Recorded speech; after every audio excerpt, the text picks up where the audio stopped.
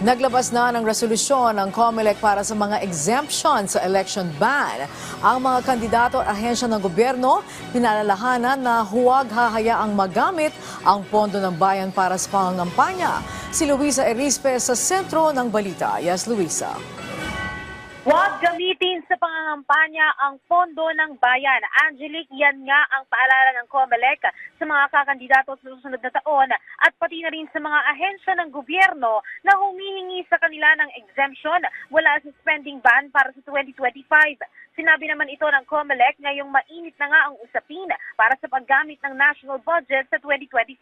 Isa-isa na rin kasi silang naglalabas ng resolusyon para sa exemption sa spending ban ng ilang programa ng mga ahensya ng gobyerno at LGU. Ayon kay COMELEC Chairman George Erwin Garcia, ilan sa mga naunang nang i-exempt ay ilang programa ng DOLE tulad ng TUPAD at iba pa. Meron ding mula sa mga programa ng Department of Health, National Housing Authority, Municipal Social Welfare Development ng Bohol, Department of Agriculture, HIPAR, SED at iba pang LGU. Narito ang pahayag ni Chairman George Erwin Garcia. Hindi po magiging hadlang ang inyong Commission on Elections sa mga ayuda lalong-lalo na ipinapatupad ng pamahalaan sapagkat yan po ay isang pribilehyo na tinatanggap po nating lahat. Ang paalala naman ng COMELEC hindi lang sa mga kakandidato para sa eleksyon sa susunod na taon, kundi pati na rin sa mga ahensya ng gobyerno na mabibigyan ng exemption. Huwag sana nila hayaang magamit ang pondo ng bayan para sa pangangampanya dahil kung hindi ay pati sila dawit sa posibleng magkaroon ng karapatang parusa at tanggalan pa ng exemption mula sa ban. Narito muli si Chairman Garcia. Once may nagreklamo sa amin na yan ay ginamit sa pamumulitika, at yan ay pinabigay lang doon sa ilang grupo ng mga botante dahil yun ay supporter, pwede po namin ipatigil at withdraw anytime ang exemption.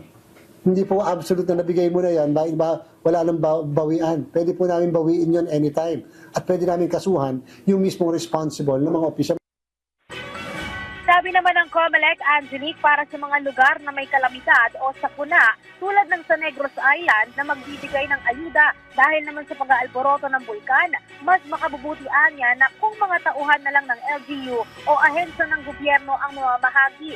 Gayon din sa mga proyektong pangkalusugan na magbibigay din sila ng exemption. Pero wag nga sanang haluan ng anumang uri ng politika. Para sa mga ganitong uri ng pagbibigay tulong, mas makabubuti na wag nang pumunta ang mga kakandidato, lalo na kapag nagsimula na ang January 12 o election period dahil pwede pa nila itong ika-diskwalifika. Narito muli ang pahayag ni Chairman Garcia.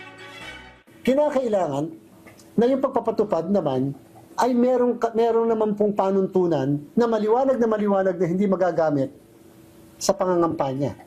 Dahil pagka po ginamit sa pangangampanya, ang lagot sa amin yung mismong mga opisyal ng ahensya na magpapatupad po nito.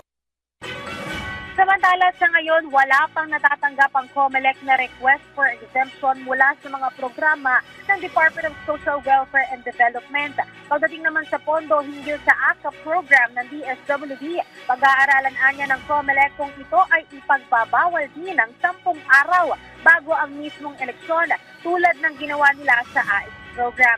Angelique, tumatanggap pa rin naman ang COMELEC ng request hanggang sa ngayon para nga sa exemption sa spending ban pero sana ay maisumitian niya ito sa kanila bago magsimula ang election period o sa January 12. At yan na muna ang latest. Balik muna sa iyo, Angelique. Alright, maraming salamat sa iyo, Luisa Erispe.